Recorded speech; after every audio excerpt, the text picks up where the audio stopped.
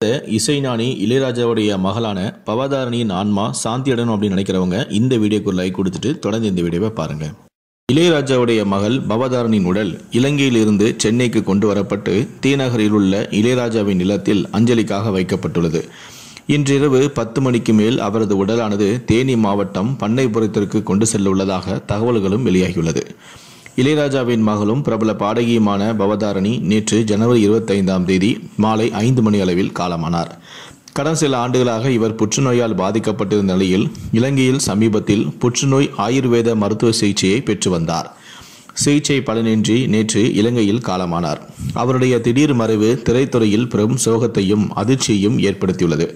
முதலமைச்சரான மு.க. Stalin, இசையமைப்பாளரான A.R. Rahman, Santhosh Narayanan, நடிகர் கமல்ஹாசன் உள்ளிட்ட பிரபலங்கள் சிலர் இரங்கலை தெரிவித்திருந்தனர். இதையடுத்து பாடகியான பவதாரணியின் உடல் இலங்கையிலிருந்து இந்தியாவுக்கு கொண்டு வருவதற்காக சகோதரரான யுவன் சங்கர் ராஜா இலங்கைக்கு இன்று காலை புறப்பட்டார். இந்நிலையில்தான் பவதாரணியின் உடல் விமானம் மூலம் சென்னைக்கும் கொண்டு வரப்பட்டது. இலங்கையிலிருந்து ஸ்ரீலங்கா ஏர்லைன்ஸ் UL-127 என்ற விமானம் மூலம் பவதாரணியின் உடல் சென்னைக்கு கொண்டு வரப்பட்டது.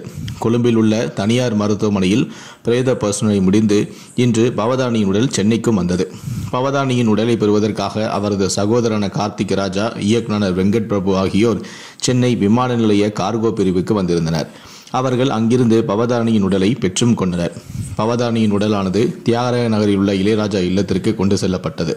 அங்கு அஞ்சலிக்காக வைக்கப்படவும் உள்ளது. அஞ்சலிக்கு பிறகு பவதாரணியின் உடலானது தேனிக்கு எடுத்து செல்லப்பட்டு நல்லடக்கம் செய்யப்பட உள்ளதாக தகவல்களும் வெளியாகியுள்ளது.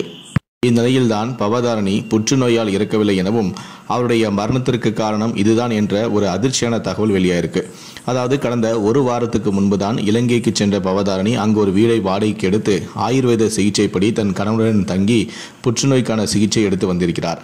ஆனால் நேற்று அவருக்கு திடீரென உடல்நலக்குறை ஏற்பட்டுள்ளது. உடனே அவரை மருத்துவமனைக்கு அழைத்துச் சென்றபோது அவருக்கு மாரடைப்பு ஏற்பட்டதாக கூறப்படுகிறது. அவர் புற்றுநோயால் இறக்கவில்லை, மாரடைப்பால் தான் இறந்தார் என்ற தகவல் தற்போது வெளியாகி இருக்கிறது. மறைந்த பவதாரணியுடைய ஆன்மா சாந்தியுடன் அப்படின்னு நினைக்கிறவங்க இந்த வீடியோக்கு லைக் கொடுத்துட்டு தொடர்ந்து இந்த வீடியோவை மறக்காமல் மற்றவங்களுக்கும் ஷேர் பண்ணுங்கள். உங்களுடைய இரங்கலை கீழே இருக்கக்கூடிய கமெண்ட் செக்ஷனில் மறக்காமல் சொல்லுங்கள். நன்றி, வணக்கம்.